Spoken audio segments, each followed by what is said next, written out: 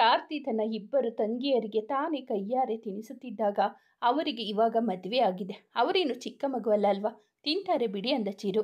ಅವರಿಗೆ ಮದುವೆ ಅಷ್ಟೇ ಅಲ್ಲ, ಮಕ್ಕಳು ಆದಮೇಲೆ ಬಂದಾಗೆಲ್ಲ ನಾನೇ ತಿನ್ನಿಸ್ತೀನಿ ಅಂದ ಕಾರ್ತಿ.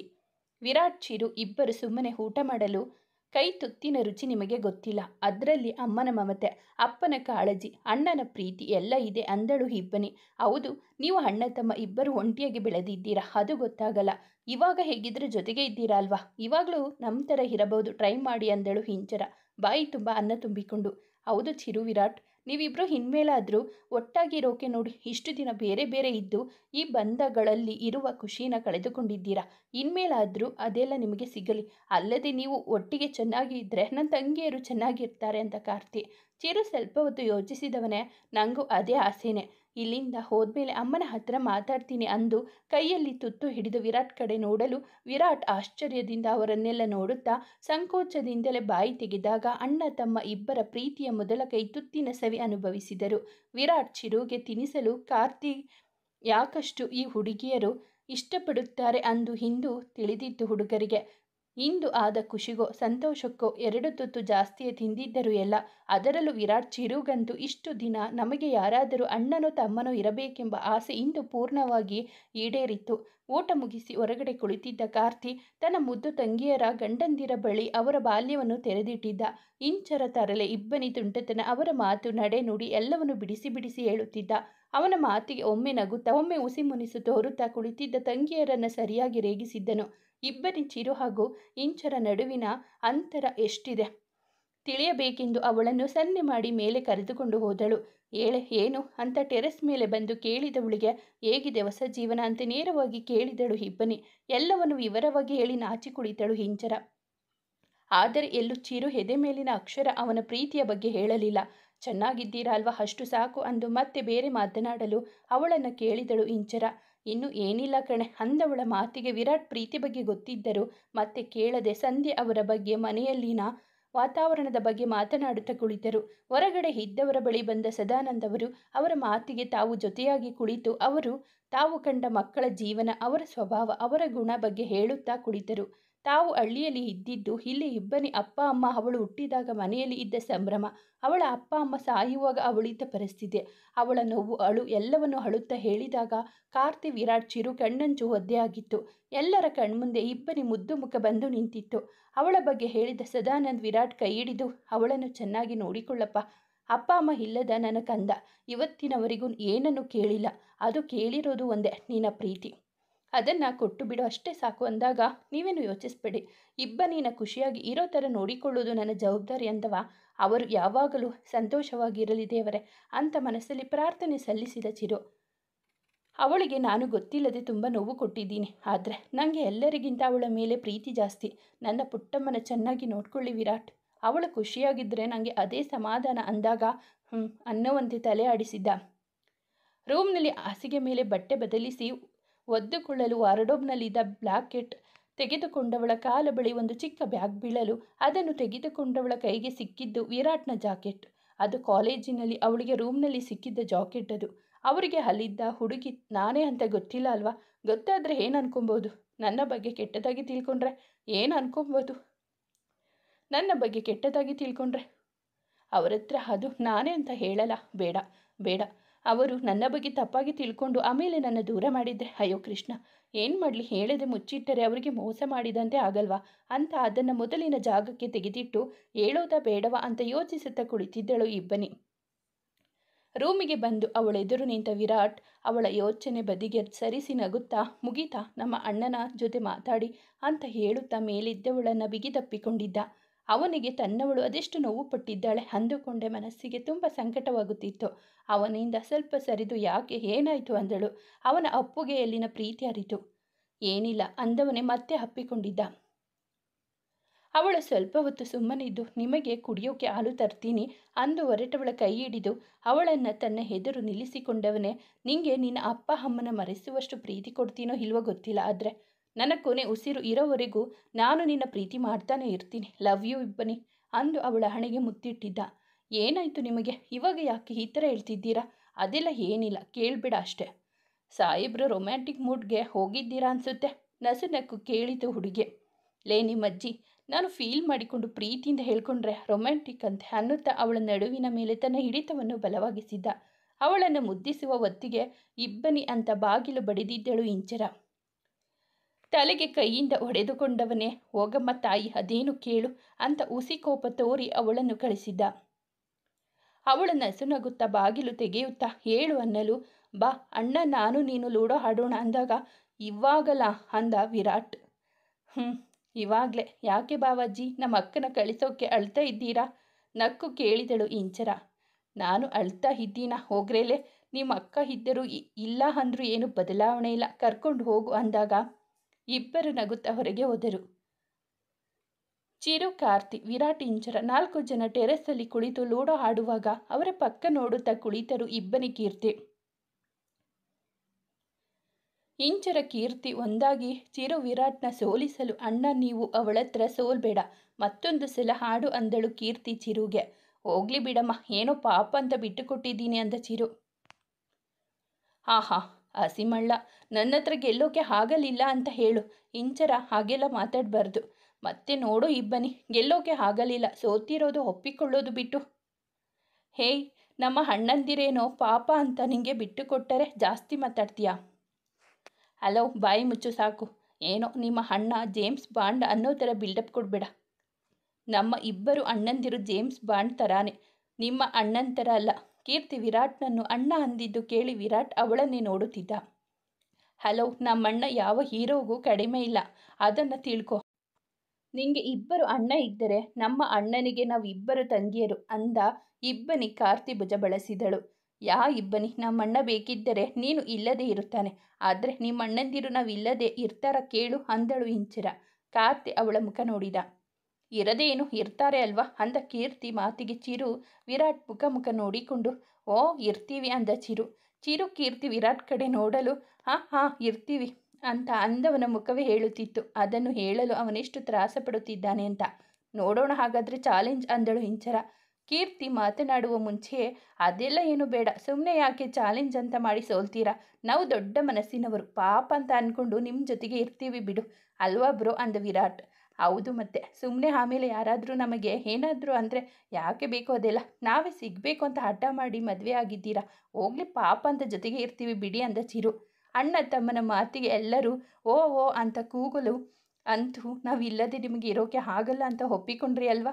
ಇಬ್ಬನಿ ಇಂಚರ ಅವರು ಬಗ್ಗಲಿಲ್ಲ. ಹೀಗೆ ಅವರ ಚಟಪಟಿ ಮಾತುಗಳು ಸಾಗುತ್ತು. ಮತ್ತೊಮ್ಮೆ ಆಟ ಆಡಿ ಮಾತಾಡಿ ನಕ್ಕು ಕುಳಿತಿದ್ದಾಗ ಚಿರು ಸುಜಾತ ಅವರ ಫೋನ್ ಬರಲು ಎದ್ದು ನಡೆದರೆ ವಿರಾಟ್ ತನ್ನ ಅಪ್ಪನ ಜೊತೆ ಆಫೀಸ್ ವಿಷಯ ಮಾತನಾಡುತ್ತಾ ಎದ್ದು ಹೋಗಿದ್ದ. ಕೀರ್ತಿ ರೂಮ್ ಸೇರಿದಳು. ಅಲ್ಲಿ ಮಿಕ್ಕಿದ್ದು ಅಣ್ಣ ತಂಗಿಯರು ಮಾತ್ರ. ಕಾರ್ತಿ ಕಾಲು ಚಾಚಿ ಗೋಡೆಗೆ ಹೊರಗೆ ಕುಳಿತರೆ ಅವನ ಕಾಲಿನ ಮೇಲೆ ತಲೆ ಇಟ್ಟು ಮಲಗಿದಳು ಇಂಚರ. ಅವನ ತೋಳಿಗೆ ಹೊರಗೆ ಕುಳಿತಳು ಇಬ್ಬನಿ. ಅವರ ಮದುವೆ ಜೀವನ ಜೊತೆಯಾಗಿ ಕಳೆದ ಒಂದೊಂದು ಕ್ಷಣವನ್ನು ನೆನಪಿಸಿಕೊಳ್ಳುತ್ತಾ ನಗುತ್ತಾ ಇದ್ದರು ಮೂವರು. ಇಂಚರ ಇಬ್ಬನಿ ಅಣ್ಣನ ಮಡಿಲಿನಲ್ಲಿ ನಿದ್ರೆಗೆ ಜಾರಿದರು. ಚಿರು ಇಂಚರಾನ ನೋಡಿ ಅವಳನ್ನು ಎಚ್ಚರಿಸಿ ಕರೆದುಕೊಂಡು ಹೋದರೆ ಕಾರ್ತಿ ಬಳಿ ಬಂದ ವಿರಾಟ್ ಅವಳನ್ನು ನೋಡಿ, ನೀವು ಅಂದರೆ ನಿಮ್ಮ ತಂಗಿಗೆ ತುಂಬ ಇಷ್ಟ ಅಂದಾಗ, ನನಗೂ ಅಷ್ಟೇ, ಅವಳಂದ್ರೆ ಪ್ರಾಣ, ಅವಳನ್ನು ಚೆನ್ನಾಗಿ ನೋಡಿಕೊಳ್ಳಿ ವಿರಾಟ್ ಪ್ಲೀಸ್. ಅವಳು ಎಲ್ಲರ ಥರ ಅಲ್ಲ, ತನಗೆ ಎಷ್ಟೇ ನೋವಾದರೂ ಯಾರಿಗೂ ಏನೂ ಅನ್ನೋದಿಲ್ಲ. ನಿಮ್ಮ ಅಮ್ಮನಿಗೆ ಇವಳನ್ನು ಸೊಸೆ ಮಾಡ್ಕೊಳ್ಳೋಕೆ ಇಷ್ಟ ಇರಲಿಲ್ಲ. ಅವರು ಏನಾದರೂ ಬೈದರೆ ಅಂದರೆ ನೀವೇ ಅವಳಿಗೆ ಸಪೋರ್ಟಾಗಿ ಇರಬೇಕು ಪ್ಲೀಸ್. ಖಂಡಿತ ನಿಮ್ಮ ತಂಗಿ ಬಗ್ಗೆ ಇನ್ಮೇಲೆ ಯೋಚನೆಯೇ ಮಾಡಬೇಡಿ, ಅವಳು ನನ್ನ ಜವಾಬ್ದಾರಿ ಅಂದಾಗ ಖುಷಿಯಿಂದ ಅವಳನ್ನು ಎದ್ದೇಳಿಸಲು ಹೋದ ಕಾರ್ತಿ. ಎದ್ದೇಳಿಸಬೇಡಿ ಅಂದು ಪೂರ್ತಿ ನಿದ್ದೆ ಹೋಗಿದ್ದವಳನ್ನು ಹಾಗೆ ಎತ್ತಿಕೊಂಡು ಬಂದು ಹಾಸಿಗೆ ಮೇಲೆ ಮಲಗಿಸಿದ ವಿರಾಟ್. ಅವನ ಪ್ರೀತಿ ನೋಡಿ ಕಾರ್ತಿ ನೆಮ್ಮದಿಯಿಂದ ತನ್ನ ಕೋಣೆಗೆ ನಡೆದ. ವಿರಾಟ್ ಡೋರ್ ಕ್ಲೋಸ್ ಮಾಡಿ ಅವಳ ಪಕ್ಕ ಬಂದು ಮಲಗಿದ್ದವನೇ ಅವಳ ಕೆನ್ನೆಗೆ ಮುತ್ತಿಟ್ಟ. ನಿನ್ನ ನೋಡ್ತಿದ್ರೆ ನೋಡ್ತಾನೆ ಇರಬೇಕು ಅನಿಸುತ್ತೆ ಕಣೆ. ನಿನ್ನ ಮೇಲೆ ಅದು ಹೇಗೆ ಇಷ್ಟೊಂದು ಪ್ರೀತಿ ಆಯಿತು ಗೊತ್ತಿಲ್ಲ. ಆದರೆ ಒಂದಂತೂ ನಿಜ ಇಬ್ಬನಿ, ನನ್ನ ಕೊನೆ ಉಸಿರು ಇರೋವರೆಗೂ ನನ್ನ ಪ್ರೀತಿ ನಿಂಗೆ ಮಾತ್ರ ಕಣೆ, ಇದೇ ಥರ ಇರುತ್ತೆ ಅಂತ ಅಂದುಕೊಂಡವನೇ ಅವಳಿಗೆ ಮತ್ತೊಮ್ಮೆ ಮುತ್ತಿಟ್ಟು, ಇವತ್ತಾದರೂ ಫಸ್ಟ್ ನೈಟ್ ಮಾಡಿಕೊಳ್ಳೋಣ ಅಂದರೆ ಅಣ್ಣನ ಜೊತೆ ಮಾತಾಡ್ತಾ ಹಾಗೆ ಮಲ್ಕೊಂಡೆ ಅಲ್ವಾ, ಸಿಗು ಅವಳನ್ನು ಅಪ್ಪಿಕೊಂಡು ಮಲಗಿದ್ದ ವಿರಾಟ್. ಮರುದಿನ ಎಂದಿನಂತೆ ಬೇಗ ಎದ್ದ ಇಬ್ಬನಿ ತನ್ನ ಪಕ್ಕದಲ್ಲಿ ಮಲಗಿದ್ದ ವಿರಾಟ್ ಕೂದಲಲ್ಲಿ ಕೈ ಆಡಿಸಿ, ಸಾರಿ, ನಿಮ್ಮನ್ನು ದೂರ ಇಟ್ಟಿದ್ದಕ್ಕೆ ಬೇಜಾರು ಮಾಡ್ಕೊಂಡಿದ್ದೀರಾ ಅಲ್ವಾ? ನಾನು ನಿಮಗೆ ನೀವು ನನ್ನ ಮನಸ್ಸಿಗೆ ಬಂದ ಆ ಕ್ಷಣವನ್ನು, ನಿಮ್ಮ ಮೇಲೆ ಪ್ರೀತಿ ಮೂಡಿದ ಗಳಿಗೆಯ ಬಗ್ಗೆ ಹೇಳಬೇಕು ಅಂದುಕೊಂಡವಳೆ ಎಲ್ಲರಿಗೂ ತಾನೇ ಕಾಫಿ ಮಾಡಿ ಕೊಟ್ಟು ತನ್ನ ಅಣ್ಣನಿಗೂ ಅವಳೇ ಹೋಗಿ ಕೊಟ್ಟಾಗ, ಯಾಕೋ ಪುಟ್ಟ ಇಷ್ಟು ಬೇಗ ಎದ್ದೇಳೋಕೆ ಹೋದೆ ಅಂದವ ಪ್ರೀತಿಯಿಂದ ಕೇಳಿದ. ಪರವಾಗಿಲ್ಲ ಅಣ್ಣ, ತಗೋ ಅಂದು ಕೊಟ್ಟವಳ ತಲೆ ಸವರಿದ. ಚಿರು ಇಂಚರ ಅವರಿಗೂ ಕಾಫಿ ಕೊಟ್ಟು ಇನ್ನು ಮಲಗಿದ್ದ ತನ್ನ ಮುದ್ದು ಹುಡುಗನಿಗೆ ತಾನೇ ಜ್ಯೂಸ್ ಮಾಡಿ ತೆಗೆದುಕೊಂಡು ಹೊರಟಳು. ಬೆಳಿಗ್ಗೆನೆ ಜ್ಯೂಸ್ ಅಂದಳು ಇಂಚರ. ಪೇಪರ್ ಹಿಡಿದಿದ್ದ ಚಿರು ತಲೆ ಎತ್ತಿ ಇಬ್ಬನಿಯನ್ನು ನೋಡಿದ. ನಿಮ್ಮ ಬಾವಾಗೆ ಮಾರ್ನಿಂಗ್ ಟೈಮ್ ಜ್ಯೂಸ್ ಕುಡಿಯೋ ಅಭ್ಯಾಸ ಅಂದವಳ ಮೇಲೆ ನಡೆದಳು. ರೂಮ್ನಲ್ಲಿ ಇನ್ನು ಮಲಗಿದ್ದ ವಿರಾಟ್ ಅವನನ್ನು ನೋಡಿ ಬಾಗಿಲನ್ನು ಮುಂದಕ್ಕೆ ಬಿಟ್ಟು ಅವನ ಪಕ್ಕ ಕುಳಿತಳು ಇಬ್ಬನಿ. ಅವನ ಕಿವಿಯಲ್ಲಿ ಗಾಳಿ ಊದುತ್ತಾ ಸೀರೆ ತುದಿಯಿಂದ ಕಿವಿ ಒಳಗಡೆ ಆಡಿಸುತ್ತಾ ಇರಲು ಅಂದು ಅವಳ ಕೈ ಸರಿಸಿದ್ದ. ಅವನ ಕೆನ್ನೆ ಮೇಲೆ ಮುತ್ತಿಟ್ಟಳು. ಅವನು ಎದ್ದೇಳಲಿಲ್ಲ. ಕುಂಭಕರ್ಣ ಅಂದು ಅವನ ಕಿವಿ ಕಚ್ಚಿದಳು.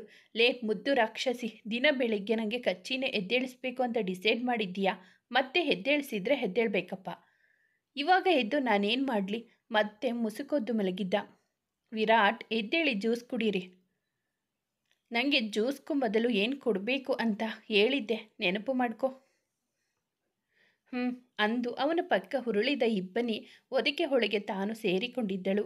ಅವನ ಕೆನ್ನೆ ಮೂಗು ಗಲ್ಲಕ್ಕೆ ಮುತ್ತಿಟ್ಟು ಅವನ ತುಟಿ ಮೇಲೆ ತುಟಿ ಹೂರಿದವಳೆ ಅವನಿಗೆ ಬೆಳಗಿನ ಸಿಹಿ ಮುತ್ತಿಟ್ಟಿದ್ದಳು. ಹಾ ಬಿಡೆ ಅಂದವ ಅವಳಿಂದ ಬಿಡಿಸಿಕೊಂಡು ಮೇಲೆ ಎದ್ದು ತನ್ನ ತುಟಿ ನೋಡಿಕೊಂಡ. ಅವಳು ಚಿಕ್ಕದಾಗಿ ಪ್ರೀತಿಯಿಂದ ಮಾಡಿದ ಗಾಯ ಅವನಿಗೆ ತುಂಬ ಹುರಿ ಕೊಡುತ್ತಿತ್ತು. ಹಾ, ಏನೇ ಆಗಿರೋದು ನಿಂಗೆ? ಈಗ ಗಾಯ ಮಾಡೋದು ನೋಡಿದವರು ಕೇಳಿದರೆ ಏನು ಹೇಳಲಿ? ಸಾರಿ, ನಿಮ್ಮ ತುಟಿಗಳು ತುಂಬ ರುಚಿಯಾಗಿ ಇದ್ದವು, ಅದಕ್ಕೆ ಕಚ್ಚಿದೆ, ಮುದ್ದಾಗಿ ಹೇಳಿದಳು ಇಬ್ಬನಿ. ಅವಳನ್ನು ನಗುತ್ತಾ ನೋಡಿ, ಪರವಾಗಿಲ್ಲ, ನೀನು ಸ್ವಲ್ಪ ಜೋರಿದ್ದೀಯಾ. ನಾನೇ ನನ್ನ ಹುಡುಗಿಗೆ ನೋವಾಗುತ್ತೆ ಅಂತ ಗಾಯ ಮಾಡದೆ ಮುದ್ದು ಮಾಡಿದರೆ ನೀನು ನೋಡು ನನಗೆ ಹೇಗೆ ಮಾಡಿದ್ದೀಯಾ. ಸಾರಿ ಅಂದು ಮುದ್ದಾಗಿ ಹೇಳಿದವಳನ್ನು ಬರಸೆಳೆದುಕೊಂಡು ಮುದ್ದಿಸಿದ ವಿರಾಟ್. ಅವನ ಮುದ್ದಿನ ಆಟ ಮುಗಿದು ಅವಳನ್ನು ನಿಧಾನಕ್ಕೆ ಬಿಟ್ಟವನನ್ನೇ ನೋಡುತ್ತಾ, ನಿಮಗೆ ಏನು ಹೇಳಬೇಕಿತ್ತು ಅಂದಳು. ಹೇಳು, ಏನು? ನೀವು ಬೈದ್ರೆ ನಾನು ಯಾಕೆ ಬೈಬೇಕು? ಅದು ಅಂತ ಅವಳು ಹೇಳುವ ಮುಂಚೆ ಅವನ ಫೋನ್ ರಿಂಗಣಿಸಿತ್ತು. ಡ್ಯಾಡ್ ಅಂದು ಮಾತನಾಡಿದವ ಓಕೆ ಬರ್ತೀನಿ ಅಂದ. ಏನಂತೆ? ಏನೋ ಮೀಟಿಂಗ್ ಇದೆ, ಬೇಗ ಬಾ ಅಂದರು. ಬೇಗ ಆಫೀಸ್ಗೆ ಹೋಗಬೇಕಂತೆ. ಹೌದಾ? ಹೇಳು, ಅದೇನು? ಏನಿಲ್ಲ, ನೀವು ಹೋಗ್ಬನ್ನಿ.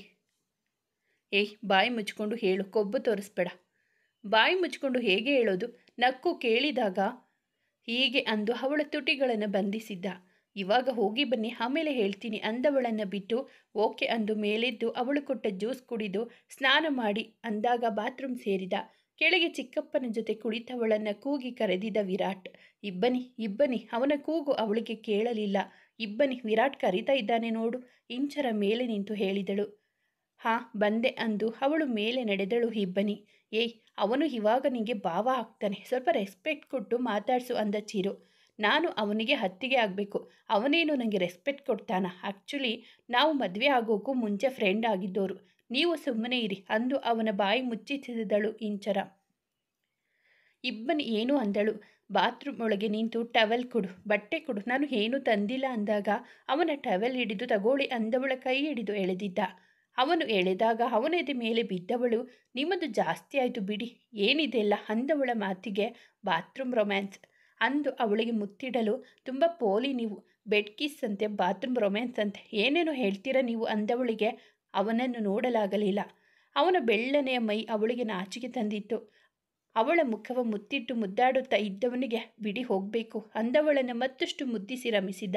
ಅವನಿಂದ ತಪ್ಪಿಸಿಕೊಂಡು ಹೊರಗೆ ಬಂದವಳ ಸೀರೆ ಸ್ವಲ್ಪ ನೆಂದಿತ್ತು. ಇದನ್ನು ಬದಲಿಸಲ ಅಂತ ಅಂದುಕೊಳ್ಳುತ್ತಾ ನಿಂತವಳ ಹಿಂದೆ ಬಂದು ನಿಂತಿದ್ದ ವಿರಾಟ್. ಸೀರೆ ಚೇಂಜ್ ಮಾಡೋಕ್ಕೆ ಹೆಲ್ಪ್ ಮಾಡಬೇಕಾ ಅಂದವ ತುಂಟತನದಲ್ಲಿ. ಏನು ಬೇಡ ಅಂದು ಅವನ ಕೈಯಿಂದ ಟವಲ್ ಪಡೆದು ತಲೆ ಒರೆಸುತ್ತಾ ಇರಲು. So sweet of you dear, ನೀನು ಈ ಥರ ಎಲ್ಲ ನನ್ನ ಎದುರಿಗೆ ನಿಂತು ಹೀಗೆಲ್ಲ ಮಾಡ್ತಿದ್ರೆ ನನಗೆ ಬೇರೆ ಏನೂ ನೆನಪೇ ಇರಲ್ಲ ನೋಡು ಅಂದಾಗ, ಹೌದೌದು, ಯಾವಾಗಲೂ ರೊಮ್ಯಾನ್ಸ್ ಮಾಡ್ತಾ ಇರೋದೇ ಮಾಡಿಬಿಡಿ. ವಾವ್, ಎಷ್ಟು ಚೆನ್ನಾಗಿರುತ್ತೆ ಅಲ್ವಾ? ಅವಳ ಹತ್ತಿರ ಬಾಗಿದ್ದವನನ್ನು ದೂರ ಸರಿಸುತ್ತಾ, ತಿಂಡಿ ರೆಡಿ ಇದೆ, ಬೇಗ ನೀವು ರೆಡಿಯಾಗಿ ಬನ್ನಿ ಅಂದು ಹೋದಳು. ಅವಳು ಆರಿಸಿ ಇಟ್ಟಿದ್ದ ಬಟ್ಟೆ ತೊಟ್ಟು ತುಟಿ ಮೇಲೆ ಒಮ್ಮೆ ಸವರಿಕೊಂಡು, ಯಾರಾದರೂ ನೋಡಿ ಕೇಳಿದರೆ ಏನು ಹೇಳೋದು ಇಬ್ಬನಿ ಅಂತ ಅಂದುಕೊಂಡವನ ಮುಖದಲ್ಲಿ ಮುದ್ದಾದ ನಗು. ರೆಡಿಯಾಗಿ ತಿಂಡಿ ತಿನ್ನಲು ಬಂದವನನ್ನು ನೋಡಿದ ಇಂಚರ, ಅರೆ ಅದೇನು ತುಟಿ ಮೇಲೆ ಗಾಯ ಅಂದಾಗ, ಅದು ಅದು ಅಂತ ಬಾಯಿ ಮೇಲೆ ಕೈ ಇಟ್ಟುಕೊಂಡು ಇಬ್ಬನಿ ಕಡೆ ನೋಡಿ ಕಣ್ಣಲ್ಲೇ ಗದರಿದ್ದ. ಇಂಚರ ಸುಮ್ಮನೆ ತಿನ್ನು ಅಂದ ಚೀರು ಸಂದರ್ಭ ಅರಿತು. ಏನಾಯ್ತು ಅಂದಳು ತಲೆ ಇಲ್ಲದ ಕೀರ್ತಿ. ಅದು ಏನೋ ಹುಳಗಜ್ಜಿರಬೇಕು ಅಂದು ತಿಂಡಿ ತಿನ್ನಲು ಕುಳಿತ. 2 ಕಾಲಿನ ಹುಳ ಅಲ್ವಾ ಅಂದ ಇಂಚರ ಅವನನ್ನು ನೋಡಿ ಕಣ್ಣು ಹೊಡೆದಳು. ಅವಳಿಗೆ ಸುಮ್ಮನೆ ಇರುವಂತೆ ಕಣ್ಣಲ್ಲೇ ಸನ್ನೆ ಮಾಡಿ ತಟ್ಟೆ ಮುಂದೆ ಕುಳಿತವನಿಗೆ ಇಬ್ಬನಿ ಮುಸಿ ಮುಸಿ ನಗುತ್ತಾ ಇದ್ದಿದ್ದು ನೋಡಿ ಸಿಗು ಇದೆ ಅನ್ನುವಂತೆ ಲುಕ್ ಕೊಟ್ಟಿದ್ದ. ತಿಂಡಿ ಸೋಕಲು ಉರಿಯುತ್ತಿದ್ದ ತುಟಿಯನ್ನು ಆಗಾಗ ನಾಲಿಗೆಯಿಂದ ಸವರಿಕೊಂಡು ತಿಂದು ಮುಗಿಸಿದ. ತಲೆ ಬಾಚುತ್ತಾ ನಿಂತವನನ್ನು ಹಿಂದಿನಿಂದ ತಬ್ಬಿದ ಇಬ್ಬನಿ ಸಾರಿ ಅಂದಳು. ಯಾಕೆ? ನನ್ನಿಂದ ಎಲ್ಲರ ಮುಂದೆ ನಿಮಗೆ ಮುಜುಗರ ಆಗೋ ಥರ ಆಯಿತು. ಅದಕ್ಕೆ ತೊಂದರೆ ಇಲ್ಲ. ಇಂಥ ಸ್ವೀಟ್ ನೆನಪುಗಳು ಇದ್ರೇ ಲೈಫ್ ಚಂದ. ಆದರೆ ಇವಾಗ ಆಫೀಸ್ನಲ್ಲಿ ಯಾರಾದರೂ ಕೇಳಿದರೆ ಅಂತ ಒಂಥರ ಆಗ್ತಿದೆ. ಇವಾಗ ಹೋಗಿ ಬರೋದು ಎಷ್ಟೊತ್ತಿಗೆ? ಮೀಟಿಂಗ್ ಮುಗಿಸ್ಕೊಂಡು ಬರ್ತೀನಿ. ಐ ಥಿಂಕ್ ಮಧ್ಯಾಹ್ನ ಆಗ್ಬೋದು. ಓಕೆ, ಬೇಗ ಬನ್ನಿ. ಅಲ್ಲಿಯವರೆಗೂ ನನ್ನ ಮಿಸ್ ಮಾಡ್ಕೊ ಅಂದು ಅವಳಿಗೆ ಮುತ್ತಿಟ್ಟು ತನ್ನ ವ್ಯಾಲೆಟ್, ಫೋನ್, ಕಾರ್ ಕೀ ಹಿಡಿದು ಕೆಳಗೆ ನಡೆದ. ಅವನನ್ನು ಗೇಟ್ವರೆಗೂ ಹೋಗಿ ಕಳಿಸಿ ಬಂದಳು ಇಬ್ಬನಿ. ಅವನು ಹೋದ ಮೇಲೆ ಅಣ್ಣನ ಜೊತೆ, ಚಿಕ್ಕಪ್ಪನ ಜೊತೆ, ಇಂಚರ ಜೊತೆ ಎಲ್ಲರ ಜೊತೆ ಮಾತಾಡಿ ನಕ್ಕು ಸಮಯ ಕಳೆದಳು. ಕೀರ್ತಿಯಿಂದ ಅವಳು ಕೊಂಚ ದೂರವೇ ಇದ್ದಳು. ಮಧ್ಯಾಹ್ನ ಮುಗಿದು ಸಂಜೆ ಆದರೂ ಒಮ್ಮೆ ಫೋನ್ ಮಾಡಿ 2 ನಿಮಿಷ ಮಾತನಾಡಿದ್ದು ಬಿಟ್ಟರೆ ಮತ್ತೆ ಕಾಲ್ ಮಾಡಿಲ್ಲ. ಅವನು ಇನ್ನೂ ಬಂದಿಲ್ಲ. ಅವಳೇ ಕಾಲ್ ಮಾಡಲು ಬ್ಯುಸಿ ಇದ್ದೀನಿ ಇಬ್ಬನಿ, ಸ್ವಲ್ಪ ಹೊತ್ತು ಬರ್ತೀನಿ ಎಂದ. ಸರಿ ಎಂದು ಇಂಚರ ಜೊತೆ ಮಾತನಾಡುತ್ತಾ ಕುಳಿತಳು. ಚಿರು, ಕಾರ್ತಿ ಇಬ್ಬರು ಹೊರಗಡೆ ಮಾತನಾಡುತ್ತಾ ಕುಳಿತಿದ್ದರು. ಸ್ವಲ್ಪ ಹೊತ್ತಿನ ಬಂದ ವಿರಾಟ್ ಚಿರು ಕಾರ್ತಿನು ಮಾತನಾಡಿಸಿ ಒಳಗೆ ಬಂದು ಇಂಚರ ಇಬ್ಬನಿ ಇಬ್ಬರ ಮಧ್ಯೆ ಕುಳಿತವ ಕೈಯಲ್ಲಿದ್ದ ಫೈಲ್ನಿಂದ ಇಂಚರ ತಲೆಗೆ ಒಂದು ಏಟು ಕೊಟ್ಟಾಗ ಅವನನ್ನು ದೊಡ್ಡ ಕಣ್ಣು ಬಿಟ್ಟು ಗುರಾಯಿಸಿದಳು ಇಂಚರ. ಕಾಫಿ ಕೊಡ್ಲಾ ಅಂದಳು ಇಬ್ಬನಿ ಅವನ ಮುಖದಲ್ಲಿ ಆಯಾಸ ಕಂಡು. ಮುದ್ದು, ಸ್ವಲ್ಪ ತಲೆನೋವಿದೆ. ಇಲ್ಲಿಗೆ ಬಂದಾಗಲೂ ಕೆಲಸಕ್ಕೆ ಹೋಗಬೇಕಾ? ಇಂಚರ ಅವನನ್ನು ನೋಡಿ ಕೇಳಲು. ಮೀಟಿಂಗ್ ಇತ್ತು ಅಷ್ಟೆ, ಹೇಳಿದ್ದಾರೆ ಅಂದವ. ಇಬ್ಬನಿ ಎಲ್ಲರಿಗೂ ಕಾಫಿ ಮಾಡಿ ತಂದುಕೊಟ್ಟಳು. ಇಂಚರ ಇಬ್ಬನಿ, ಕೀರ್ತಿ, ಕಾರ್ತಿ, ಚಿರು ಎಲ್ಲ ಟೆರೆಸ್ ಮೇಲೆ ಕುಳಿತು ಮಾತನಾಡುತ್ತಾ ಇದ್ದರು. ರೂಮ್ನಲ್ಲಿದ್ದ ವಿರಾಟ್ ಮ್ಯಾನೇಜರ್ ಹತ್ತಿರ ಫೋನಲ್ಲಿ ಏನೋ ಮಾತನಾಡುತ್ತಾ ಇದ್ದ. ಫೈಲ್ ಇದ್ದ ಕೆಲವೊಂದು ಡೌಟ್ಸ್ ಕೇಳಿ ಅದನ್ನು ವಿಚಾರ ಮಾಡುತ್ತಿದ್ದ. ಕಾಲ್ ಕಟ್ ಮಾಡಿದವನೇ ಫೈಲನ್ನು ಜೋಪಾನವಾಗಿ ಎತ್ತಿಡಲು ಇಬ್ಬನಿ ರೂಮ್ನಲ್ಲಿದ್ದ ವಾರ್ಡ್ರೋಬ್ನ ಬಾಗಿಲು ತೆಗೆದು ಇಡುವಾಗ ಇಬ್ಬನಿ ನೆನ್ನೆ ಅವಸರದಿಂದ ತೆಗೆದು ಇಟ್ಟಿದ್ದ ಚಿಕ್ಕ ಬ್ಯಾಗ್ ಅವನ ಕಾಲ್ ಮೇಲೆ ಬಿದ್ದಿತ್ತು. ಅದನ್ನು ಕೈಗೆ ತೆಗೆದುಕೊಂಡು ಎತ್ತಿಡಲು ಹೋದವನ ಕಣ್ಣಿಗೆ ಜಾಕೆಟ್ ಮೇಲಿದ್ದ ಅವನ ಹೆಸರು ಕಾಣಿಸಿತು. ಅವನಿಗೆ ಮೊದಲು ಗೊಂದಲ, ಆದರೂ ಅದನ್ನು ಹೊರತೆಗೆದು ನೋಡಿದಾಗ ಅವನಿಗೆ ಆಶ್ಚರ್ಯ ಆಗಿತ್ತು. ಅದನ್ನು ಎರಡು ಬಾರಿ ನೋಡಿಕೊಂಡು ಕನ್ಫರ್ಮ್ ಮಾಡಿಕೊಂಡ ಅದು ತನ್ನದೇ ಜಾಕೆಟ್ ಎಂದು. ಇದು ಇವಳತ್ರ ಹೇಗೆ ಬಂತು? ಕಾಲೇಜ್ನಲ್ಲಿದ್ದಾಗ ಈ ಬ್ರ್ಯಾಂಡ್ ಯೂಸ್ ಮಾಡ್ತಿದ್ದೆ. ಅವನೇ ಸ್ವತಃ ತನ್ನ ಹೆಸರನ್ನು ಅದರಲ್ಲಿ ಪ್ರಿಂಟ್ ಮಾಡಿಸುತ್ತಿದ್ದ. ಅದನ್ನು ನೋಡಿದವನಿಗೆ ಅನುಮಾನ. ನಾನು ಅವಳಿಗೆ ಯಾವತ್ತೂ ಕೊಟ್ಟಿಲ್ಲ. ಲಾಸ್ಟ್ ಟೈಮ್ 2 ಸಲ ಇಲ್ಲಿಗೆ ಬಂದಾಗಲೂ ನಾನು ಜಾಕೆಟ್ ಹಾಕ್ಕೊಂಡು ಬಂದಿಲ್ಲ, ಬಿಟ್ಟು ಹೋಗಿಲ್ಲ.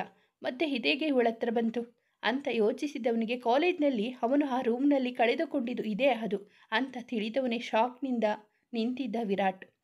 ಇಬ್ಬನಿ ಹತ್ರ ಹೇಗೆ ಬಂತು? ಆ ಹುಡುಗಿ ಯಾರಂತ ಇಬ್ಬನಿಗೆ ಗೊತ್ತಾ? ಅವಳು ಏನಾದರೂ ಇಬ್ಬನಿಗೆ ಇದನ್ನು ಕೊಟ್ಟಿರಬಹುದಾ? ಅಥವಾ ಅಲ್ಲಿ ಇದ್ದಿದ್ದು ಇಬ್ಬನೀನಾ? ಅವನಿಗೆ ಆಶ್ಚರ್ಯ, ಗೊಂದಲ, ಗಾಬರಿ ಎಲ್ಲ ಒಟ್ಟಿಗೆ ಆಗಿತ್ತು. ಅವಳತ್ರನೇ ಕೇಳಲು ಕೋಪದಲ್ಲಿ ಟೆರೆಸ್ ಕಡೆ ನಡೆದ. ಇಂಚರ ಜೊತೆ ತಮಾಷೆ ಮಾಡುತ್ತಿದ್ದ ಕಾರ್ತಿ, ಚಿರು ಮಾತಿಗೆ ನಗುತ್ತಾ ಕುಳಿತಿದ್ದಳು ಇಬ್ಬನಿ. ಇಬ್ಬನಿ ಅಂದ ಜೋರಾಗಿ. ವಿರಾಟ್ ಕೂಗಿಗೆ ಎಲ್ಲರೂ ಅವನ ಕಡೆ ನೋಡಿದರು. ಮುಖದಲ್ಲಿ ಕೋಪ ಹೊತ್ತು ನಿಂತಿದ್ದ. ಏನಾಯಿತು? ಯಾಕೆ ಕೋಪ ಅಂದಳು ಅವನೆದುರು ಬಂದು ನಿಂತು. ಇದು ಯಾರದು ಅಂದ ಗಂಭೀರವಾಗಿ. ಅವಳ ಎದುರು ತನ್ನ ಕೈಯಲ್ಲಿದ್ದ ಜಾಕೆಟ್ ತೋರಿಸುತ್ತಾ. ನಿಂದೆ ಇರಬೇಕು ಬಾವಾಜಿ, ಅದನ್ನು ನಿಧಾನಕ್ಕೆ ಕೇಳಿದರೆ ಆಗೋದು ಅಂದ ಇಂಚರಾಗೆ. ನೀನು ಸ್ವಲ್ಪ ಸುಮ್ಮನೆ ಇರು, ಇದರ ಬಗ್ಗೆ ಅವಳೇ ಹೇಳಬೇಕು. ನೀನು ಹೇಳು ಇಬ್ಬನಿ, ಇದು ಯಾರದ್ದು? ನಿನ್ನತ್ರ ಹೇಗೆ ಬಂತು? ಅವನಿಗೆ ಕೋಪ, ಅವಳಿಗೆ ಭಯ ತರಿಸಿತ್ತು. ಅದು ಹೇಳು ಅಂತ ಜೋರಾಗಿ ಗದರಿದ. ನಿಧಾನವಾಗಿ ಕೇಳಿ ವಿರಾಟ್, ಕೋಪ ಮಾಡ್ಕೊಬೇಡಿ ಅಂದ ಕಾರ್ತಿಗೆ. ನೀವೆಲ್ಲ ಸ್ವಲ್ಪ ಸುಮ್ಮನೆ ಇರಿ ಪ್ಲೀಸ್, ಯಾರು ಮಧ್ಯೆ ಬರಬೇಡಿ ಪ್ಲೀಸ್. ಇಬ್ಬನಿ ಕಣ್ಣಾಗಲೇ ತುಂಬಿ ಬಂದಿದ್ದವು. ನಿಜ ಹೇಳು ಇಬ್ಬನಿ, ಬಾಯಿ ಬಿಟ್ಟು ಮಾತಾಡು ಅಂದಾಗ ಅದು ನಿಮ್ಮದೇ ಅಂದಳು ಭಯದಲ್ಲಿ. ಅಂದರೆ ನಿಂಗೆ ಇದು ನಂದೇ ಅಂತ ಗೊತ್ತಿತ್ತಾ? ನಿನ್ನತ್ರ ಹೇಗೆ ಬಂತು? ಅದು ಬಾಯಿ ಬಿಟ್ಟು ಮಾತಾಡು. ಯಾರು ಕೊಟ್ಟಿದ್ದು? ನೀವೇ ಕೊಟ್ಟಿದ್ದು. ಎಲ್ಲಿ? ನಾನು ಇದನ್ನು ಕಾಲೇಜ್ ಡೇಸ್ನಲ್ಲಿ ಮಿಸ್ ಮಾಡಿಕೊಂಡಿದ್ದು. ನಿಂಗೆ ನಾನು ಹೇಗೆ ಕೊಡೋಕ್ಕೆ ಸಾಧ್ಯ? ನೀವು ತೆಗೆದು ಹಾಕಿದ್ದನ್ನು ನಾನು ತಗೊಂಡಿದ್ದು. ಅವತ್ತು ಆ ಲೈಬ್ರರಿ ಪಕ್ಕದಲ್ಲಿ ನೀವು ತೆಗೆದು ಹಾಕಿದ್ರಿ, ಮರೆತಿದ್ದೀರಾ ಅನಿಸುತ್ತೆ, ನೆನಪು ಮಾಡಿಕೊಳ್ಳಿ. ಅವಳ 2 ತೋಳುಗಳನ್ನು ಗಟ್ಟಿಯಾಗಿ ಹಿಡಿದು, ಅಂದರೆ ಅಲ್ಲಿ ಇದ್ದಿದ್ದು ನೀನಾ ಅಂದ. ಅವನ ಮುಖ ನೋಡಿ ಅನ್ನುವಂತೆ ತಲೆ ಆಡಿಸಿದಳು ಇಬ್ಬನಿ. ಅವಳನ್ನು ಆಶ್ಚರ್ಯ ಕಣ್ಣಿಂದ ನೋಡುತ್ತಾ ಅವಳ ಕೈಗಳನ್ನು ಬಿಟ್ಟು ಸರಿದು ನಿಂತ ವಿರಾಟ್. ಅದು ನಿಜವಾಗ್ಲೂ ನೀನೇನಾ ಅಂದ. ತುಂಬ ಮೃದುವಾಗಿ ಆಳವಾಗಿ ಬಂದಿತ್ತು ಅವನ ಧ್ವನಿ. ಅಂತ ತಲೆ ಆಡಿಸಿದಳು ಇಬ್ಬನಿ. ನಿಂಗೆ ಮೊದಲೇ ಗೊತ್ತಿತ್ತಾ ಅಲ್ಲಿ ಇದ್ದಿದ್ದು ನಾನೇ ಅಂತ?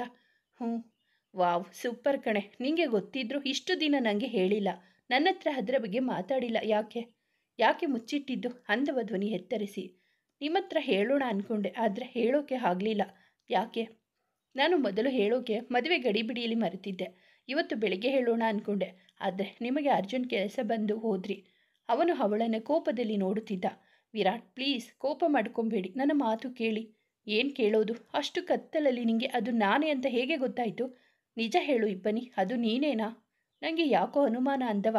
ಸತ್ಯವಾಗ್ಲೂ ನಾನೇ ಅಂದಳು. ಅವರಿಬ್ಬರ ಮಾತು ಅರ್ಥವಾಗದೆ ಅವರನ್ನೇ ನೋಡುತ್ತಾ ನಿಂತಿದ್ದರು ಎಲ್ಲ. ಹೇಗೆ ಗೊತ್ತಾಯಿತು ಅವತ್ತು ಬಂದಿದ್ದು ನಾನೇ ಅಂತ? ಅವತ್ತು ಕಲ್ಚರಲ್ ಪ್ರೋಗ್ರಾಮ್ ದಿನ ನಾನು ಲೈಬ್ರರಿ ಹತ್ರ ಬರುವಾಗ ಯಾರೋ ನನ್ನ ಅಲ್ಲಿಂದ ಪಕ್ಕದ ಕೋಣೆಗೆ ಎಳೆದುಕೊಂಡು ಹೋಗಿ ಬಾಗಿಲು ಕ್ಲೋಸ್ ಮಾಡಿದ್ರು. ನಾನು ಏನು ಮಾಡೋದು ಗೊತ್ತಿಲ್ಲದೆ ಅಳು ತಪ್ಪಿಸಿಕೊಳ್ಳುವ ಸಮಯಕ್ಕೆ ಹೊರಗಡೆ ಹೆಜ್ಜೆ ಸಪ್ಪಳ ಕೇಳಿತು. ಎಲ್ಪ್ ಅಂತ ಜೋರಾಗಿ ಅಂದಾಗ ನೀವು ಬಂದು ಇದನ್ನು ತೆಗೆದುಹಾಕಿ ಅವನಿಗೆ ಬೈದು ಹೊಡೆದು ಕಳಿಸಿದ್ರಿ. ಆಮೇಲೆ ನನ್ನ ಕೈ ಹಿಡಿದು ಎಳೆದಾಗ ನೀವು ಎಲ್ಲಿ ನನ್ನ ಜೊತೆ ತಪ್ಪಾಗಿ ನಡ್ಕೊಳ್ತೀರೋ ಅಂತ ಹೆದರಿ ಭಯದಿಂದ ಅಲ್ಲಿಂದ ಹೊರಗೆ ಓಡಿ ಬಂದೆ. ನಿಮಗೆ ಥ್ಯಾಂಕ್ಸ್ ಸಹ ಹೇಳೋಕೆ ಆಗಲಿಲ್ಲ ಅಂತ ಅಲ್ಲೇ ಮರೆಯಲ್ಲಿ ನಿಂತು ನೋಡಿದಾಗ ನೀವು ಹೊರಗೆ ಬಂದು ಸುತ್ತ ನೋಡುತ್ತಾ ಆ ಕಡೆ ಹೋದ್ರಿ. ನನ್ನ ನೋಡಲಿಲ್ಲ. ನನಗೆ ಆವಾಗಲೇ ಅದು ನೀವೇ ಅಂತ ಗೊತ್ತಾಯಿತು. ಆಮೇಲೆ ನಿಮ್ಮ ಹತ್ರ ಥ್ಯಾಂಕ್ಸ್ ಹೇಳೋಣ ಅಂದುಕೊಂಡೆ. ಆದರೆ ನೀವು ಕಾಲೇಜ್ನಲ್ಲಿ ಯಾವ ಹುಡುಗಿಯರನ್ನು ಮಾತನಾಡಿಸುತ್ತಾ ಇರಲಿಲ್ಲ. ಅಲ್ಲದೆ ಯಾರಾದರೂ ಮಾತಾಡ್ಸೋಕೆ ಬಂದರೆ ಬೈದು ಕಳಿಸ್ತಿದ್ರೆ. ನಿಮ್ಮ ಕೋಪ, ನಿಮ್ಮ ಶ್ರೀಮಂತಿಕೆ, ನಿಮ್ಮ ನಡವಳಿಕೆ ಎಲ್ಲ ನೋಡಿ ನಾನು ಮಾತನಾಡಿಸೋ ಧೈರ್ಯ ಮಾಡಲೇ ಇಲ್ಲ. ಆವಾಗಲೇ ನಿಮಗೆ ಪತ್ರ ಬರೆಯೋಕೆ ಸ್ಟಾರ್ಟ್ ಮಾಡಿದ್ದು. ಅದು ನಿಮಗೆ ಮೊದಲು ಕೃತಜ್ಞತೆ ಹೇಳೋಕೆ ಬರೆದಿದ್ದು. ಆಮೇಲೆ ನಿಮ್ಮ ಮೇಲೆ ಪ್ರೀತಿ ಆಯಿತು. ಅದು ಹೇಗೆ, ಯಾವಾಗ ಗೊತ್ತಿಲ್ಲ. ಆದರೆ ನಿಮ್ಮ ಮುಂದೆ ಬಂದು ನಿಲ್ಲೋ ಧೈರ್ಯ ಇರಲಿಲ್ಲ. ನೀವು ನಮ್ಮ ಕಡೆ ನೋಡ್ತಾ ಇರಲಿಲ್ಲ. ಆವಾಗ ಒಂದು ಸಲ ಹೇಳೋಕೆ ಏನಾಗಿತ್ತು ನಿಂಗೆ ಅಂದವ. ಹೇಳೋಣ ಅಂದ್ಕೊಂಡೆ, ಆದರೆ ನೀವು ನನ್ನ ನೋಡಿ ಯಾವಾಗಲೂ ಒಂಥರ ಮಾಡಿಕೊಂಡು ಬೈತಿದ್ರಿ. ಸಾಲದಕ್ಕೆ ಎಂಬಂತೆ ಇಂಚರ ನಿಮಗೆ ಹೊಡೆದ ಕೋಪನ ನನ್ನ ಮೇಲೆ ತೋರಿಸಿದ್ರಿ. ಆವಾಗಲೇ ನಾನು ನಿಮಗೆ ಏನು ಹೇಳೋದು ಬೇಡ ಅಂದ್ಕೊಂಡೆ. ಅಂದು ಜೋರಾಗಿ ಕೈಯಲ್ಲಿ ಇದ್ದಿದ್ದನ್ನು ನೆಲಕ್ಕೆ ಬೀಸಿದ್ದ. ಮೊದಲೇ ಹೇಳಬೇಕು ಅಲ್ವೇನೆ ಅಂದಾಗ ನಿಮಗೆ ಅದೆಲ್ಲ ನೆನಪಿಲ್ಲ, ಅದನ್ನು ಮರೆತಿರ್ತೀರಾ ಅಂದ್ಕೊಂಡೆ. ಹೇಗೆ ಮರೆಯೋದು? ನಾನು ಮೊದಲು ಒಂದು ಹುಡುಗಿ ಸ್ಪರ್ಶ ಪಡೆದಿದ್ದು ಅವತ್ತೇ. ಕತ್ತಲಲ್ಲಿ ಕಣ್ಣೀರು ತುಂಬಿಕೊಂಡು ಪಟಪಟ ಅಂತ ರೆಪ್ಪೆ ಬಡಿತಾ ನನ್ನ ಎದುರಿಗೆ ಅಳುತ್ತಾ ಇದ್ದವಳನ್ನ ಮುಖವನ್ನು ನೋಡದೆ ಪ್ರೀತಿ ಮಾಡಿದ್ದೆ ಕಣೆ. ಏನು ಹೇಳ್ತಿದ್ದೀರಾ ನೀವು? ಈ ಸಲ ಅವಳು ಆಶ್ಚರ್ಯಪಟ್ಟು ಕೇಳಿದಳು. ಹೌದು ಇಬ್ಬನಿ, ಅಲ್ಲಿ ಅವತ್ತು ಇದ್ದಿದ್ದು ಯಾರು ಅಂತ ಗೊತ್ತಿಲ್ಲ. ಅವಳ ಹೆಸರು ಗೊತ್ತಿಲ್ಲ. ನೋಡೋಕ್ಕೆ ಹೇಗಿದ್ದಾಳೆ ಅದು ಸರಿಯಾಗಿ ಗೊತ್ತಿಲ್ಲ. ಆದರೂ ಅವಳ ಕಣ್ಣು ನನ್ನ ನಿದ್ದೆ ಕೆಡಿಸಿತು. ಆ ಕಣ್ಣುಗಳು ನನ್ನ ತುಂಬ ಆಕರ್ಷಣೆ ಮಾಡಿದ್ದವು. ನಾನು ಆ ಹುಡುಗಿ ಯಾರು ಅಂತ ಗೊತ್ತಿಲ್ಲದೆ ತುಂಬ ಪ್ರೀತಿ ಮಾಡಿದ್ದೆ. ಅವಳಿಗಾಗಿ ಕಾಯುತ್ತಿದ್ದೆ. ಆದರೆ ಅದು ನೀನೇ ಅಂತ ನನಗೆ ಗೊತ್ತೇ ಆಗಲಿಲ್ಲ ನೋಡು. ನನಗೆ ಪತ್ರ ಬರಿತಾ ಇರುವ ಹುಡುಗಿ ಅವಳೇ ಇರಬಹುದು. ಅವಳೇ ಆಗಿರ್ತಾಳೆ. ಯಾವಾಗಲಾದರೂ ಒಮ್ಮೆ ಬರ್ತಾಳೆ ಅಂತ ಕಾಯ್ತಿದ್ದೆ. ಆದರೆ ಅದು ಆಗಲಿಲ್ಲ. ಅವಳು ನಿನ್ನ ನೋಡೇ ಇಲ್ಲ. ಅವಳಿಗೆ ನೀನು ಯಾರು ಅಂತ ಗೊತ್ತೇ ಇಲ್ಲ ಅಂತ ನನ್ನ ಮನಸ್ಸು ಹೇಳಿದಾಗ ನನಗೂ ನಿಜ ಅನಿಸಿ ಅವಳನ್ನು ಮರೆಯೋಕ್ಕೆ ಪ್ರಯತ್ನಪಟ್ಟೆ. ಆವಾಗಲೇ ನೀನೇ ಆ ಲೆಟರ್ ಬರಿತಾ ಇರೋದು ಅಂತ ಗೊತ್ತಾಗಿ ಅದೇ ಕೋಪ ಬೇಜಾರಲ್ಲೇ ನಿನಗೆ ಹೊಡೆದಿದ್ದು. ನನಗೆ ನಿಮ್ಮೆದುರಿಗೆ ಬಂದು ಹೇಳುವಷ್ಟು ಧೈರ್ಯ ಇರಲಿಲ್ಲ ವಿರಾಟ್. ನಾನು ಆ ಕಣ್ಣಿನ ಹುಡುಗಿನ ಹುಡುಕ್ತಾ ನನ್ನ ಸುತ್ತ ಇರೋ ಹುಡುಗಿಯರನ್ನೆಲ್ಲ ನಾನು ಕಣ್ಣೆತ್ತಿಯೂ ನೋಡಲಿಲ್ಲ. ಆದರೆ ಫಸ್ಟ್ ಟೈಮ್ ನಿನ್ನ ನೋಡಿದಾಗ ಅದೇನೋ ನಿನ್ನ ಸೆಳೆತಕ್ಕೆ ನಾನು ಸೋತಿದ್ದೆ. ನಾನು ಆ ಕಣ್ಣುಗಳನ್ನು ನೆನಪಿಸಿಕೊಂಡರೆ ನಿನ್ನ ಮುಖಾನೇ ಎದುರು ಬಂದು ನಿಲ್ಲೋದು. ನಿನ್ನ ನೋಡಿದ ಕ್ಷಣದಿಂದ ನೀನು ನನ್ನ ಕಾಡೋಕೆ ಶುರು ಮಾಡಿದ್ದೆ. ಅದು ಎಷ್ಟರ ಮಟ್ಟಿಗೆ ಅಂದರೆ ಅವಳ್ಯಾರು ಗೊತ್ತಿಲ್ಲ. ಅವಳಿಗೋಸ್ಕರ ಇಬ್ಬನೀನ ಕಳ್ಕೊಂಬೇಡ ಅಂತ ನನ್ನ ಮನಸ್ಸು ಹೇಳುವಷ್ಟು. ನಿನಗೋಸ್ಕರ ರಾತ್ರಿಯೆಲ್ಲ ನಿದ್ದೆ ಇಲ್ಲದೆ ಒದ್ದಾಡುವಷ್ಟು ನನ್ನ ಆವರಿಸಿಬಿಟ್ಟೆ ನೀನು. ಅವತ್ತು ನೋಡದೆ ಒಂದು ಹುಡುಗಿನ ಪ್ರೀತಿ ಮಾಡ್ತಿದ್ದೆ ಅಂತ ಅಂದಿದ್ದು ನನಗೇನಾ? ನಿನ್ನನ್ನೇ. ನನಗೆ ಗೊತ್ತಿಲ್ಲದೆ ನಿನ್ನೆ 2 ಸಲ ಪ್ರೀತಿ ಮಾಡಿದ್ದೀನಿ. ನನ್ನ ಹೃದಯ ಪ್ರತಿದಿನ ಪ್ರತಿ ಕ್ಷಣ ನಿನ್ನ ಪ್ರೀತಿ ಮಾಡ್ತಾನೇ ಇರುತ್ತೆ. ಈ ಹೃದಯ ನಿನಗಾಗಿ, ಈ ನನ್ನ ಪ್ರೀತಿ ನಿನಗಾಗಿ ಅಷ್ಟೇ ಕಣೆ. ಐ ಲವ್ ಯು ಇಬ್ಬನಿ ಅಂದವನನ್ನು ಬಿಗಿದಪ್ಪಿಕೊಂಡಿತು ಹುಡುಗಿ. ಅವತ್ತೇ ಈ ಥರ ಸಿಕ್ಕವಳನ್ನು ಇಷ್ಟಪಟ್ಟಿದ್ದೆ ಅಂತ ಹೇಳಿದಿದ್ದರೆ ನಾನು ಅವತ್ತೇ ಮಾತಾಡ್ತಿದ್ನಾ? ನಿಮ್ಮ ಹತ್ರ ಇದನ್ನು ಮುಚ್ಚಿಟ್ಟಿದ್ದೀನಿ ಅನ್ನುವ ಕೊರಗಿತ್ತು ನನಗೆ. I love you Virat. ನನ್ನ ಕೊನೆ ಉಸಿರು ಇರೋವರೆಗೂ ನಿಮ್ಮ ಪ್ರೀತಿ ಇದೇ ಥರ ಇರಲಿ. ನನಗೆ ಅಷ್ಟೇ ಸಾಕು. ನಿಮ್ಮ ಈ ಪ್ರೀತಿಗೋಸ್ಕರ ಇಷ್ಟು ದಿನದಿಂದ ಕಾದಿದ್ದೆ ಗೊತ್ತಾ? ಸಾರಿ, ನಿಂಗೆ ಬೈದು ಅವಮಾನ ಮಾಡಿದೆ. ಅವಾಗ ನಿನ್ನ ಕೆನ್ನೆಗೆ ಬೇರೆ ಏಟು ಕೊಟ್ಟಿದ್ದೆ. ಸಾರಿ ಇಬ್ಬನಿ. ನೀವು ಏನು ಮಾಡ್ತಿದ್ರು? ನಿಮ್ಮ ಮೇಲಿನ ನನ್ನ ಪ್ರೀತಿ ಯಾವತ್ತೂ ಕಡಿಮೆ ಆಗಲ್ಲ, ಆಗೋದೂ ಇಲ್ಲ. ಅವಳ ಮಾತು ಕೇಳಿ ಕಣ್ತುಂಬಿ ಬಂದಿತ್ತು ಅವನಿಗೆ. ಅವಳ ಮೇಲಿನ ಹಿಡಿತ ಮತ್ತಷ್ಟು ಬಿಗಿ ಮಾಡಿದ್ದ. ಇಬ್ಬರು 2 ನಿಮಿಷ ಮೈ ಮರೆತು ಅಪ್ಪಿಕೊಂಡಿದ್ದರು. ವಾಸ್ತವ ಅರಿತ ಇಬ್ಬನಿ ಅವನನ್ನು ಬಿಟ್ಟು ಮಿಕ್ಕಿದವರ ಕಡೆ ನೋಡಲು ಎಲ್ಲರೂ ಗೊಂದಲದ ಕಣ್ಣಿಂದ ಇವರನ್ನೇ ನೋಡುತ್ತಿದ್ದರು. ನಾನು ಕಾಲೇಜಿನಲ್ಲಿ ಓದುವಾಗ ನನ್ನ ಮಾನ ಪ್ರಾಣ ಕಾಪಾಡಿದ್ದು ಇವರೇ ಅಣ್ಣ. ಅವತ್ತು ಇವರು ಬರದಿದ್ದರೆ ನಾನು ಇಷ್ಟೊತ್ತಿಗೆ ಸತ್ತು 3 ವರ್ಷ ಆಗಿರೋದು. ಹೇಯ್ ಅಂದು ಗದರಿದ ವಿರಾಟ್. ನನಗೆ ಇದೆಲ್ಲ ಏನು ಅರ್ಥ ಆಗ್ತಿಲ್ಲ ಪುಟ್ಟ. ನೀನು ಯಾಕೆ ಎಲ್ಲ ನನ್ನಿಂದ ಮುಚ್ಚಿಟ್ಟಿದ್ದು? ಅಣ್ಣ, ನಿಂಗೆ ಕೋಪ ಜಾಸ್ತಿ. ಏನಾದರೂ ಹೇಳಿದರೆ ಎಲ್ಲಿ ಗಲಾಟೆ ಮಾಡ್ಕೊಳ್ತೀಯೋ ಅಂತ ಭಯ. ಅಲ್ಲದೆ ಅದೆಲ್ಲ ನನಗೆ ಹೇಗೆ ಹೇಳೋದು ಗೊತ್ತಾಗಲಿಲ್ಲ. ಅವತ್ತು ನನ್ನ ಇವರು ಬಂದು ಕಾಪಾಡಿದ ಮೇಲೆ ನನಗೆ ಗೊತ್ತಿಲ್ಲದೆ ಅವರನ್ನು ಪ್ರೀತಿ ಮಾಡೋಕ್ಕೆ ಶುರು ಮಾಡಿದೆ. ಈ ವಿಷಯ ಯಾರಿಗೂ ಗೊತ್ತಿಲ್ಲ. ನನಗೆ ಇವರಿಗೆ ಅಷ್ಟೇ ಗೊತ್ತಿರೋದು. ಥ್ಯಾಂಕ್ಸ್ ವಿರಾಟ್. ನನ್ನ ತಂಗಿನ 3 ಸಲನೂ ನೀವೇ ಕಾಪಾಡಿದ್ದೀರಾ. ಆ ಸಮಯಗಳಲ್ಲಿ ನೀವು ಬರದೇ ಇದ್ದಿದ್ರೆ ಅನ್ನೋದು ನೆನೆಸ್ಕೊಂಡ್ರೆ ಮೈಯೆಲ್ಲ ನಡುಕ ಶುರುವಾಗುತ್ತೆ. Thanks Virat. Thank you so much. ಪರವಾಗಿಲ್ಲ. ಅದಕ್ಕೆಲ್ಲ ಥ್ಯಾಂಕ್ಸ್ ಯಾಕೆ? ನನ್ನ ಹುಡುಗಿನ ನಾನು ಕಾಪಾಡಿದ್ದೀನಿ ಅಷ್ಟೇ. ಕೀರ್ತಿ, ನೀನು ಯಾವಾಗಲೂ ಕೇಳ್ತಿದ್ದೆ ಅಲ್ವಾ, ಅವನ ಮೇಲೆ ನಿಂಗೆ ಹೇಗೆ ಪ್ರೀತಿ ಆಯಿತು, ಯಾಕಾಯಿತು ಅಂತ. ಇದಕ್ಕೆ ಆಗಿದ್ದು. ನೀನು ಅಂದುಕೊಂಡ ಹಾಗೆ ದುಡ್ಡಿಗೋಸ್ಕರ ನಾನು ಅವರನ್ನು ಪ್ರೀತಿ ಮಾಡಿಲ್ಲ. ಹಾಗೆ ನೀನು ಕೇಳಿದಾಗ ನನಗೆ ಇದನ್ನು ಹೇಳೋಕ್ಕೂ ಆಗಲಿಲ್ಲ.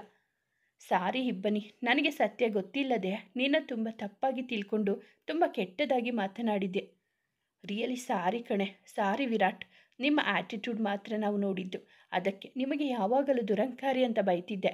ಬಟ್ ಸಾರಿ. ನಿಮ್ಮ ಬಗ್ಗೆ ನಾನು ಯಾವಾಗ ಕೋಪದಲ್ಲಿ ಮಾತಾಡಿದ್ರು ಈ ಮೇಡಮ್ ಅವರು ಒಳ್ಳೆಯದು ನೋಡು ಅಂತ ನಿನ್ನ ಪರ ನಿಲ್ತಿದ್ರು. ಎನಿವೆ, ಇಬ್ಬರು ಎಲ್ಲ ಕ್ಲಿಯರ್ ಮಾಡಿಕೊಂಡು ಹೊಂದಾದ್ರಿ ಅಲ್ವಾ, ಅದೇ ಖುಷಿ ಅಂದಳು ಕೀರ್ತಿ. ಈ ಜಗತ್ತಿನಲ್ಲಿ ಒಂದೇ ಹುಡುಗಿನ 2 ಸಲ ಪ್ರೀತಿ ಮಾಡಿ ಒಂದೇ ಹುಡುಗಿನ 2 ಸಲ ಮದುವೆ ಆಗಿರೋದು ನೀನು ಒಬ್ಬನೇ ಇರಬೇಕು ಅಂದಳು ಹಿಂಜರ. ಅವಳ ಮಾತಿಗೆ ಎಲ್ಲ ನಗುತ್ತಿರಲು, ಎಸ್ ಖಂಡಿತ ನಾನು ಒಬ್ಬನೇ ಇರೋದು ಅಂದ ನಗುತ್ತಾ. ಎಲ್ಲರ ಮಾತಿಗೆ ಮೂಕವಾಗಿ ಕೇಳುವ ಕಿವಿಯಾಗಿದ್ದು ಚಿರು ಮಾತ್ರ. ಅವರೆಲ್ಲ ಸ್ವಲ್ಪ ಹೊತ್ತು ಮಾತಾಡಿ ಕೆಳಗೆ ಹೋದಾಗ ವಿರಾಟ್ ಇಬ್ಬರೇ ಅಲ್ಲಿ ಕುಳಿತರು. ಅವಳ ಭುಜ ಬಳಸಿ ಕುಳಿತವನಿಗೆ ಇಡೀ ಪ್ರಪಂಚ ಗೆದ್ದಷ್ಟು ಖುಷಿ. ಅವನ ತೋಳಲ್ಲಿ ಇರುವವಳಿಗೆ ಸ್ವರ್ಗವೇ ಕಾಲಡಿಯಲ್ಲಿ ಇರುವಷ್ಟು ಸಂತೋಷ. ಇಬ್ಬರು ಚಿಕ್ಕ ಪುಟ್ಟ ಗೊಂದಲವನ್ನು ಬಗೆಹರಿಸಿಕೊಳ್ಳುತ್ತಾ ಕುಳಿತರು.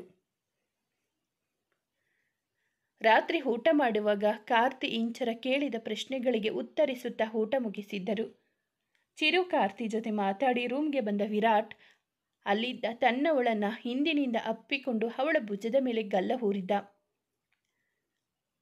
ನಿಮ್ಮ ಹತ್ರ ಮೊದಲೇ ಹೇಳಿಲ್ಲ ಅಂತ ನನ್ನ ಮೇಲೆ ಕೋಪ ಬೇಜಾರು ಮಾಡ್ಕೊಬೇಡಿ. ಕೋಪ ಬೇಜಾರು ಇದೆ, ಆದರೆ ಮೊದಲೇ ಹೇಳಿಲ್ಲ ಅಂತಲ್ಲ, ಬೇರೆ ವಿಷಯಕ್ಕೆ. ಯಾಕೆ? ಯಾವ ವಿಷಯಕ್ಕೆ? ಅವನ ಕಡೆ ತಿರುಗಿ ಕೇಳಿದಳು. ನೀನು ನನ್ನ ಸತಾಯಿಸ್ತಾ ಇರೋದು ಯಾಕೆ? ಅದಕ್ಕೆ ಅಂದವ ಅವಳ ನಡುವನ್ನು ಬಳಸಿದ್ದ. ನಾನು ಸತಾಯಿಸ್ತಾ ಇಲ್ಲ, ಅದಕ್ಕೆ ಸಮಯ ಕೂಡಿ ಬಂದಿರಲಿಲ್ಲ ಅಷ್ಟೆ. ಹೌದಾ? ಇನ್ನು ಯಾವಾಗ ಬರುತ್ತೆ ಆ ಸಮಯ? ಇವತ್ತು. ನಿಜವಾಗ್ಲೂ? ಖುಷಿಯಿಂದಲೇ ಕೇಳಿದ. ಅಂದು ತಲೆ ತಗ್ಗಿಸಿದ ಹುಡುಗಿ ಮುಖವೆತ್ತಿ ಮುಖದ ತುಂಬೆಲ್ಲ ಮುತ್ತಿಟ್ಟು ಮುದ್ದಿಸಿದ. ಅವಳು ಕಣ್ಣು ಮುಚ್ಚಿ ಹಿಂದಿಂದೆ ಹೆಜ್ಜೆ ಹಾಕುತ್ತಾ ಹೋಗಲು ಅವನು ಅವಳನ್ನು ಬಳಸಿಕೊಂಡೆ ಅವಳ ಜೊತೆ ಹೆಜ್ಜೆ ಹಾಕುತ್ತಿದ್ದ. ಮಂಚದ ಬಳಿ ಬಂದು ನಿಂತವಳ ತುಟಿಗಳನ್ನು ದೀರ್ಘವಾಗಿ ಬಂಧಿಸಿದ್ದ. ಅವಳ ತುಟಿಗಳನ್ನು ಬಿಟ್ಟು ಮಾದಕವಾಗಿ ನೋಡುತ್ತಾ ಕೊರಳ ಹೊನಪಲ್ಲಿ ಮುಖ ಹುದುಗಿಸಿದ್ದ ವಿರಾಟ್. ಅವನ ಕೂದಲಲ್ಲಿ ಕೈ ಆಡಿಸುತ್ತಾ ಸ್ಪಂದಿಸುತ್ತಿದ್ದಳು ಇಬ್ಬನಿ. ಮಂಚದ ಮೇಲೆ ಅಂಗಾತ ಮಲಗಿದವಳ ಮೇಲೆ ಬಾಗಿ ಪೂರ್ತಿಯಾಗಿ ಮುದ್ದಿಸುತ್ತಾ ಅವಳ ನಡುವಿಗೆ ಜಾರಿದ ಅವನ ತುಂಟಾಟ ಅವಳಿಗೆ ಹೊಸ ಥರದ ರೋಮಾಂಚನ ಮೂಡಿಸಿತು. ಅವಳನ್ನು ಸಾಕಷ್ಟು ಮುದ್ದಿಸಿದ ನಂತರ ಅವಳ ಕಡೆ ನೋಡಲು ತನ್ನೆರಡು ಕೈಯಿಂದ ದಿಂಬನ್ನು ಬಿಗಿ ಹಿಡಿದುಕೊಂಡವಳು ಕಣ್ಣು ಮುಚ್ಚಿಕೊಂಡೆ ಅವನನ್ನು ಮತ್ತಷ್ಟು ಕೆಣಕಿದಳು. ಮತ್ತೊಮ್ಮೆ ಅವಳ ಹದರದ ಸಿಹಿ ಈರಿದವನ ಕೈಗಳು ಇಬ್ಬರು ಹುಟ್ಟಿದ ಅರಿವೆಗಳಿಗೆ ಮುಕ್ತಿ ನೀಡಿದಾಗ ಇಬ್ಬರು ಮನಸ್ಪೂರ್ವಕವಾಗಿ ಒಪ್ಪಿ ಮಿಲನಕ್ಕೆ ಸಜ್ಜಾಗಿದ್ದರು. ದೀಪ ಆರಿಸುತ್ತಾ ಅವಳನ್ನು ಆವರಿಸುತ್ತಾ ಹೋದ ವಿರಾಟ್. ಅವನ ಕೈಗೆ ಸಿಕ್ಕಿನ ವಿರಾಗಿ ನರಳಿದ ಇಬ್ಬನಿ ತನ್ನವನಿಗೆ ತನ್ನನ್ನು ಖುಷಿಯಿಂದ ಅರ್ಪಿಸಿಕೊಂಡಳು. ಅವಳ ಕೈಗಳು ಅವನ ಬೆನ್ನ ಮೇಲೆ ಗಟ್ಟಿಯಾಗಿ ಬಂಧಿಸಿತ್ತು. ಅವನಿಗೆ ಅಲ್ಲಲ್ಲಿ ಸಿಹಿ ಗುರುತನ್ನು ನೀಡುತ್ತಾ ಅವನನ್ನು ಮತ್ತಷ್ಟು ಉದ್ರೇಕಗೊಳ್ಳುವಂತೆ ಮಾಡುತ್ತಾ ಅವನ ತುಂಟಾಟಕ್ಕೆ ಎಂಟನವನ್ನು ತೃಪ್ತಿಯಾಗುವಷ್ಟು ಉಣಬಡಿಸಿದಳು. ಅವನ ಎದುರಿಸಿರು ಬಿಸಿ ಅಪ್ಪುಗೆ ಸಿಹಿ ಮುತ್ತಿನ ನಡುವೆ ಸಮಯ ಸರಿದಿದ್ದೇ ಅವರಿಗೆ ಪರಿವಿಲ್ಲದೆ ಬಂದಿರಲಿಲ್ಲ. ಅವಳ ತೆಳುವಾದ ಮೈಯಿಂದ ದೂರ ಸರಿಯುವ ಮನಸ್ಸೇ ಆಗಲಿಲ್ಲ ಅವನಿಗೆ. ಅವಳ ಮೈಯ ಘಮಕ್ಕೆ ಅವನು ಅವಳನ್ನು ಮತ್ತೆ ಮತ್ತೆ ಮುದ್ದಿಸಿದ್ದ. ಅವಳಿಗೆ ಪೂರ್ತಿಯಾಗಿ ಸೋತು ಹೋಗಿದ್ದ ವಿರಾಟ್. ಅವನು ಸುಸ್ತಾಗಿ ಜೋರಾಗಿ ಉಸಿರಾಡುತ್ತಾ ಅವಳ ಪಕ್ಕ ಮಲೆಗೆ ಅವಳನ್ನು ತನ್ನ ತೆಕ್ಕೆಗೆ ಎಳೆದುಕೊಂಡಾಗ ಅವನನ್ನೇ ನೋಡುತ್ತಾ ಅವನಿಗೆ ಮುತ್ತಿಟ್ಟಳು ಇಬ್ಬನಿ. ಅವನು ಅವಳನ್ನು ಮತ್ತಷ್ಟು ಬಿಗಿದಪ್ಪಿಕೊಂಡು ನಿದಿರೆಗೆ ಜಾರಿದ. ಅವನೆದೆ ಮೇಲೆ ತಲೆ ಇಟ್ಟವಳು ಇಷ್ಟು ದಿನ ಕಾಪಾಡಿಕೊಂಡಿದ್ದ ತನ್ನ ಹೆಣ್ತನವನ್ನು ತನ್ನ ಪ್ರೀತಿಯ ಮುದ್ದು ಹುಡುಗನಿಗೆ ಅರ್ಪಿಸಿದ ಖುಷಿಗೋ ಆ ಕ್ಷಣದ ನೋವಿಗೋ ಒಟ್ಟಾರೆ ಸುಖದ ನಿದ್ರೆಗೆ ಶರಣಾದಳು. ಇಬ್ಬರ ಸ್ವಾರ್ಥವಿಲ್ಲದ ಪ್ರೀತಿ ಮದುವೆಯಲ್ಲಿ ಬೆಸೆದುಕೊಂಡು ಭದ್ರವಾಗಿದ್ದವು. ಕಾದು ಪಡೆದ ಸಂಸಾರದ ಸುಖವನ್ನು ಮನಸಾರೆ ಅನುಭವಿಸಿದ್ದರು. ಮುಂದುವರೆಯುವುದು. ಸ್ನೇಹಿತರೆ, ಈ ಕಥೆ ನಿಮಗೆ ಇಷ್ಟವಾಗಿದ್ದರೆ ದಯವಿಟ್ಟು ಒಂದು ಲೈಕ್ ಮಾಡಿ, ನಮ್ಮ ಚಾನಲನ್ನು ಸಬ್ಸ್ಕ್ರೈಬ್ ಆಗಿ, ಪಕ್ಕದಲ್ಲಿರುವ ಬೆಲ್ ಬಟನ್ ಕ್ಲಿಕ್ ಮಾಡಿ, ನಿಮ್ಮ ಫ್ರೆಂಡ್ಸ್ ಆ್ಯಂಡ್ ಫ್ಯಾಮಿಲಿಗೆ ಕಥೆಯನ್ನು ಶೇರ್ ಮಾಡಿ, ನಿಮ್ಮ ಅನಿಸಿಕೆ ಅಭಿಪ್ರಾಯವನ್ನು ಕಾಮೆಂಟಲ್ಲಿ ತಿಳಿಸಿ. ಕಥೆಯನ್ನು ಕೇಳಿದ್ದಕ್ಕಾಗಿ ಧನ್ಯವಾದಗಳು.